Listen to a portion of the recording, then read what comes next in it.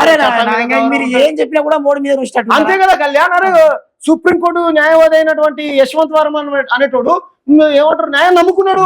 ఎల్బినార్ మంది తీసుకున్న transaction UPI ID కూడా తీసుకురా తాగింది. ఇప్పుడు నీ కోర్టు సినిమా ఉంటది, ఒక వాళ్ళ షాప్ వాళ్ళ ఫ్రెండ్ ఇద్దరు దుకాణం ఏమంటారు దాంట్లోకి పోతారు, ఇది ఒక మెడికల్ షాప్ దగ్గర పోతారు. కాండోమ్ ప్యాకెట్స్, ఇదేమో లీగల్ ఏం కాదు కాండోమ్ గురించి మాట్లాడడం. కాండోమ్ ప్యాకెట్ వాళ్ళ ఫ్రెండ్ కావాలంటాడు. కాండోమ్ కొనుక్కున్నాడు అంతా అది వాడినట్టు కాదు కదా. ఎగ్జాక్ట్ అన్న, మీలాంటి వాళ్ళు చాలా మంది ఇదే బాధ వినిపిస్తారు. అంతేనా? మందు కొన్నాడు, కొన్నంత మాత్రం తాగినట్టు కాదు కదా. Never too.